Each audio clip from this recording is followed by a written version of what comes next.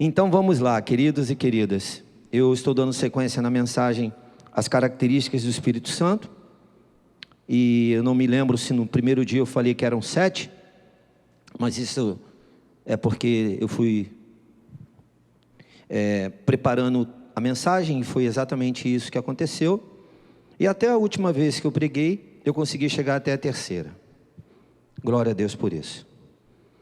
E hoje eu quero entrar num novo ponto com você, mas eu gosto sempre de lembrar o que nós estamos falando, até para poder reviver na nossa mente e lembrar que esse assunto é inesgotável. Amém? João capítulo 14, nós estamos debaixo dessa palavra. Você crê nisso, meu amado e minha amada? Você crê que nós estamos debaixo da presença do Espírito da verdade?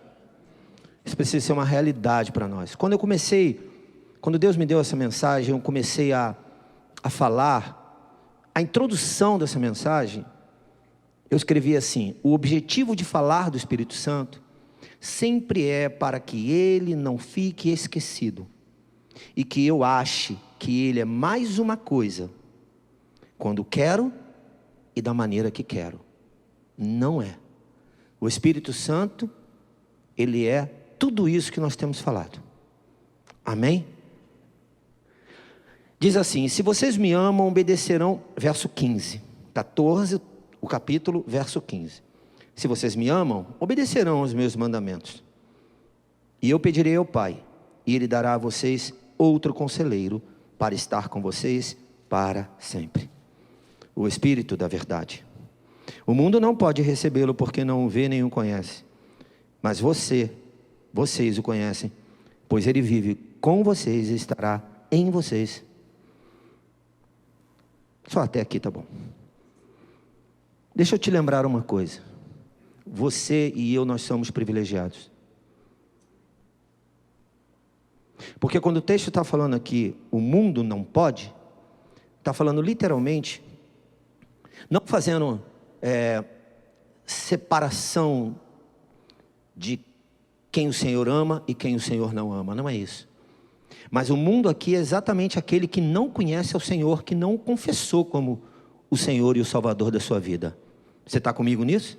Certo? Então ele está literalmente dizendo: você que serve ao Senhor Jesus, virá outro conselheiro, o Espírito da verdade. E esse você conhece, e você vai viver com ele, e ele vai viver em você. Mas o mundo não o conhece, lamentavelmente. Porque o que nós queremos, o nosso desejo é que todos conheçam ao Senhor como nós conhecemos, não é verdade? Porque aquilo que é bom a gente quer dar para o outro. Pelo menos essa é a boa intenção do coração do homem. Então, eu afirmo para você e para mim de que nós somos privilegiados. Porque o conselheiro veio para aquele que crer. E eu e você cremos. E os outros ainda não conseguem crer. Ainda não conseguem viver isso. Por isso o clamor da igreja não pode parar. Por isso o Espírito da verdade que habita em mim e em você precisa estar presente em nós, porque nós precisamos ser o clamor para a mudança desse mundo. Eu e você precisamos ser o clamor.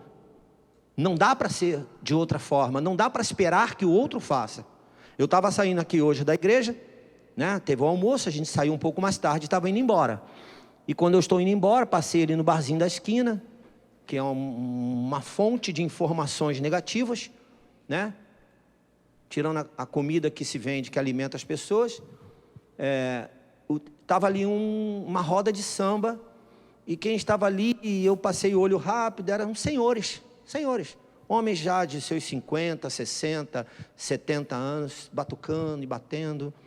E pensando nisso aqui agora, eu fico pensando, eu não posso esperar que esses homens, eles sejam os agentes da verdade. Não tem como. Tem que ser eu e você. Posso ouvir um amém? Tem que ser eu e você, a igreja. A igreja tem que ser, não tem jeito. Eu não posso ficar com raiva deles, porque eu não sei a vida deles, eu não sei as oportunidades que eles tiveram. Eu sei que aqui eu tive, eu abracei, peguei, e hoje eu tenho consciência de que eu posso ajudá-los de alguma forma, eu posso ter alguma coisa que eles não têm para ajudá-los a sair daquilo ali que tem matado eles. Porque por trás daquela roda de samba, tem muitas outras coisas que está matando devagarinho aqueles homens. E isso, a gente passa e vê aquilo, e às vezes é até um repúdio para nós, mas quando a gente olha para a palavra e vê o quanto Deus nos amou de uma maneira tal, que deu o seu Filho para morrer por nós, a gente vê, não, essas pessoas, elas não podem ir para o inferno. Elas têm que ter as suas vidas transformadas também, como eu tive uma vez. Porque eu tive a oportunidade, você teve, não sei, a minha foi de conhecer alguém que me levou para Jesus. Eu não sei como foi para você, mas a grande verdade é que eu e você que estamos aqui hoje, nós estamos tendo, pelo menos hoje, a oportunidade de ouvir a luz da palavra. Porque até agora eu não li nada que não fosse a luz da palavra. Está aqui, ó. O texto bíblico diz que se você tem a Jesus, você vai ter outro conselheiro, o Espírito da verdade. E ele é aquele que vai te ensinar. O verso 26 relata: tudo isso tem dito enquanto... Não, verso 26. Mas o conselheiro, o Espírito Santo, o Pai, que o Pai enviará em meu nome, ensinará a vocês todas as coisas, fará vocês lembrarem tudo o que eu disse. Então nós temos o Espírito Santo que nos ensina a viver uma vida diferente, não é verdade?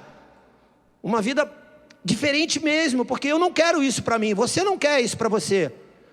A gente sabe que não faz bem. A gente sabe, nós sabemos o que é ruim para nós. Não sabemos? Sim ou não? Não sabemos. Nós não somos crianças, né? As crianças estão lá agora, muitas ainda não sabem.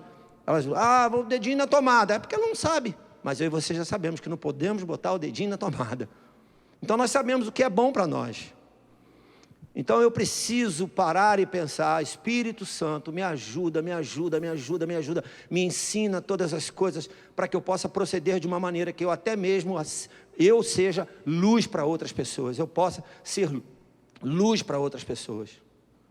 E eu vou te falar uma coisa: na medida que você vai indo e vai vivendo uma vida à luz da palavra, você não precisa dizer para as pessoas quem você é, as pessoas vão identificando quem você é. Elas vão identificando quem você é e elas vão dizendo: você é diferente, você é diferente, você é diferente, você é diferente. Você crê nisso? Ou você já viveu isso? É desse jeito que acontece quando você vai vivendo a luz da palavra. Bem, eu quero caminhar com você aqui, e o tempo já está terminando, mas é assim mesmo. O primeiro ponto que eu falei com você é que o Espírito Santo é uma pessoa. O segundo ponto é que o Espírito Santo é Deus. O terceiro ponto é que o Espírito Santo é eterno e é santo. Semana passada eu concluí esse ponto aqui falando da santidade do Senhor e lembrando uma coisa que eu quero lembrar a você hoje de novo. Fale assim comigo: somos habitação do Espírito Santo. Lembre-se disso, tá? Lembre-se disso todos os dias na sua vida. Você é a habitação do Espírito Santo. A Bíblia diz isso. Você, eu somos a habitação do Espírito Santo. O Espírito Santo mora em nós. Ele decidiu morar em mim e em você. Então nós não podemos envergonhar o Espírito Santo. Não podemos entristecer o Espírito Santo. Não podemos desagradar o Espírito Santo. É óbvio que nós nunca vamos conseguir fazer na perfeição do Espírito Santo. Mas nós precisamos dar um testemunho que seja coerente à vontade do Espírito Santo. Amém? E o quarto ponto, e aí eu quero compartilhar com você, e começa agora. Fale comigo assim: o Espírito Santo tem mente própria. É importante lembrar disso. Ele tem uma mente própria e intercede por nós. Pode falar: intercede por nós. 2 Coríntios capítulo 10. 2 Coríntios capítulo 10. Não, desculpa, capítulo 2, é o verso 10. Capítulo 2, verso 10. Diz assim: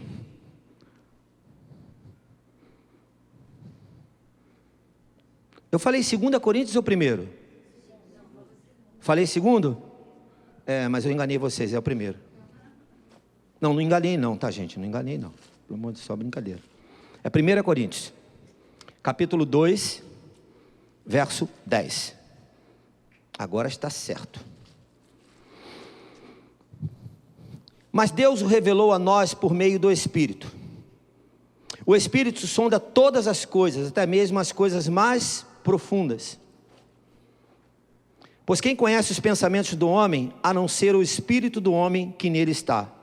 Da mesma forma, ninguém conhece os pensamentos de Deus, a não ser o Espírito de Deus. Nós, porém, não recebemos o Espírito do mundo. Fale comigo, mas o Espírito procede de Deus. Amém? Vou continuar. Para que entendamos as coisas que Deus nos tem dado gratuitamente. Delas também falamos, não como palavras ensinadas pela sabedoria humana, mas com palavras ensinadas pelo Espírito, interpretando verdades espirituais para os que são espirituais. Quem não tem o Espírito não aceita as coisas que vêm do Espírito de Deus, pois lhe são loucura, e não é capaz de entendê-las. Vou repetir o verso 14. Quem não tem o Espírito não aceita as coisas que vêm do Espírito de Deus, pois lhe são loucura, e não é capaz de entendê-las, porque elas são discernidas espiritualmente. Mas quem é espiritual discerne todas as coisas, e ele mesmo por ninguém é discernido. Pois quem conheceu a mente do Senhor para que possa instruí-lo? Nós, porém, temos o quê? A mente de Cristo. Olha que coisa fantástica. Olha que coisa linda. O homem não espiritual, ele não tem como discernir as coisas espirituais. Não tem como. É bíblico, não sou eu que estou dizendo, é você que está dizendo. A Bíblia diz que aquele que não tem o Espírito de Deus não consegue entender a mente de Cristo. Não consegue, lamentavelmente. Mas quando nós somos cheios do Espírito de Deus, e quando eu digo cheio, porque a presença do Espírito Santo é coisa cheia, né? É coisa grande, é coisa poderosa, não é pouquinha coisa. Então por isso nós falamos cheio, porque o Espírito Santo é o Espírito Santo. Ah, estamos cheios do Espírito Santo, não é porque ele é grande, é porque ele é poderoso, por isso que eu estou cheio. Mas na verdade a porção dele é o suficiente para cada um de nós. Então ele habita em mim e em você, pronto, já basta.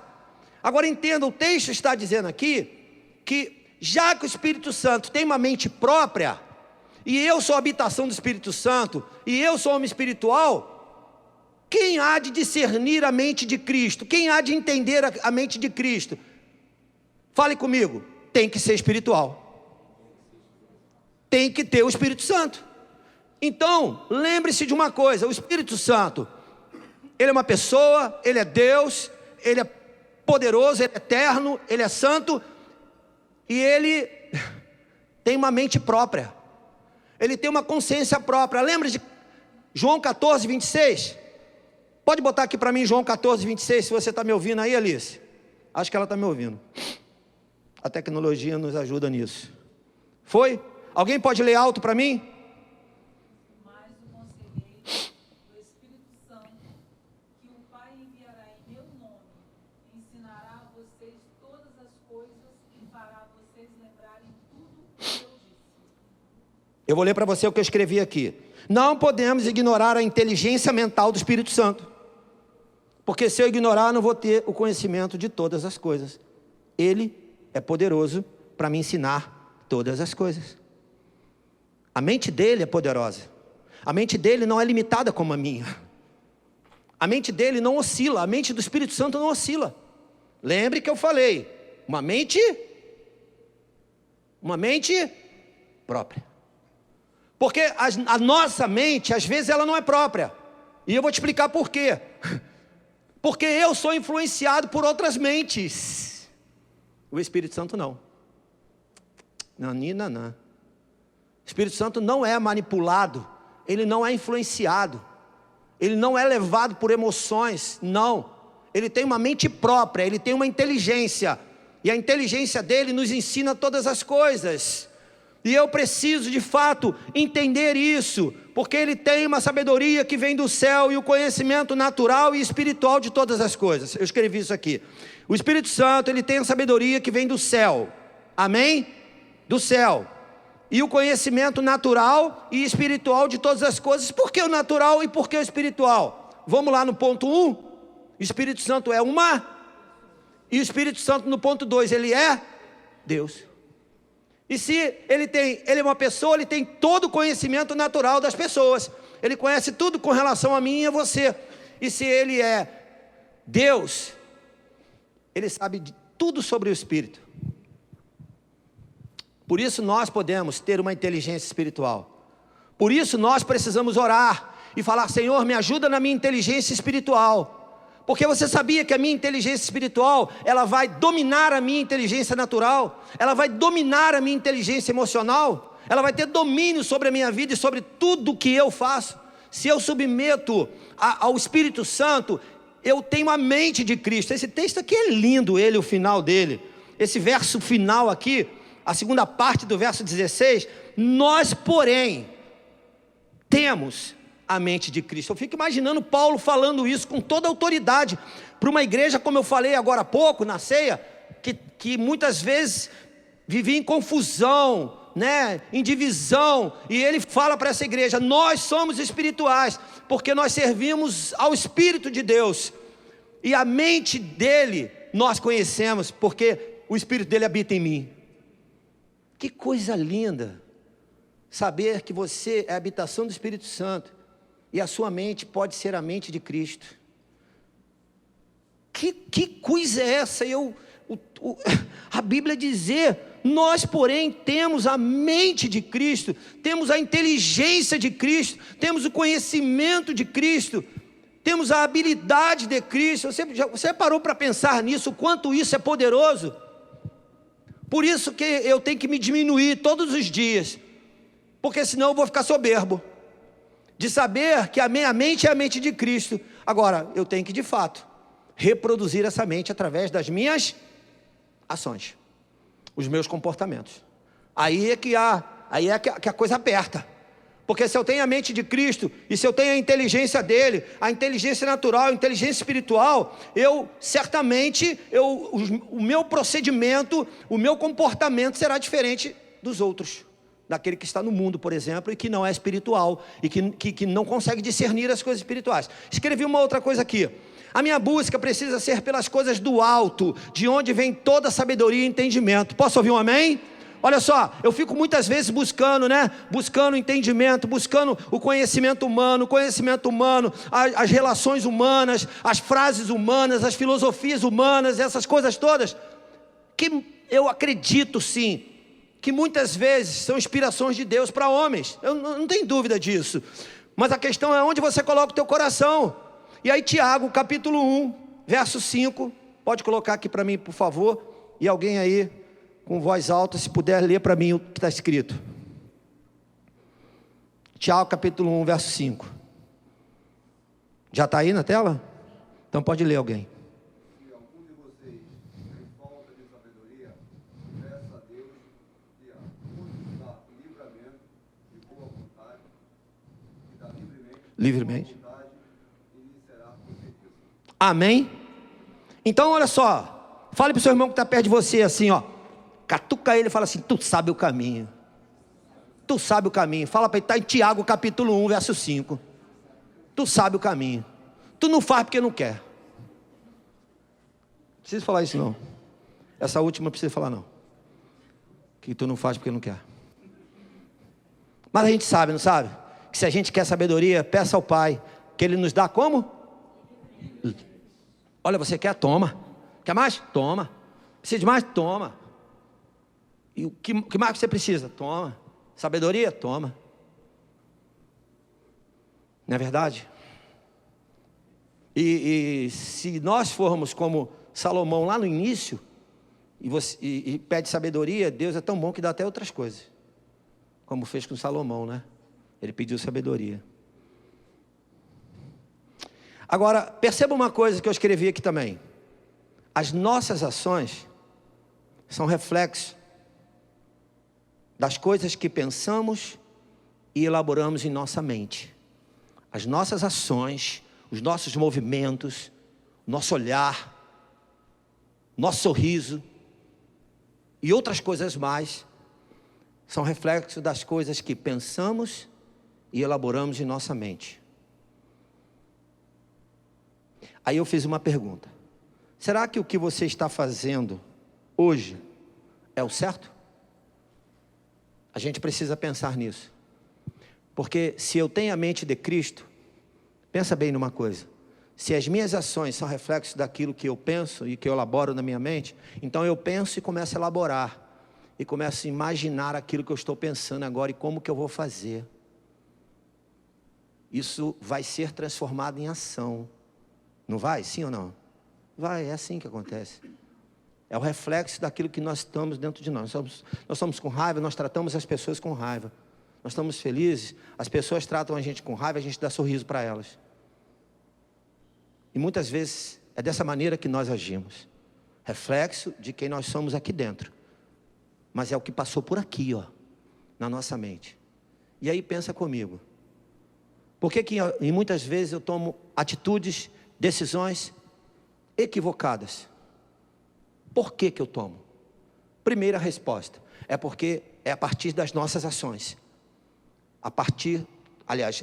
As nossas ações é a partir dos nossos pensamentos elaborados. Nós pensamos, e agora nós vamos agir. Pouquíssimas vezes somos parados em nossas ações. Pouquíssimas vezes. O que acontece é que quando fazemos, percebemos que erramos, aí pedimos perdão e voltamos atrás. E corrigimos a rota. Mas, na maior parte das vezes, vamos lá e fazemos. É no impulso, é o meu temperamento, é o meu jeito.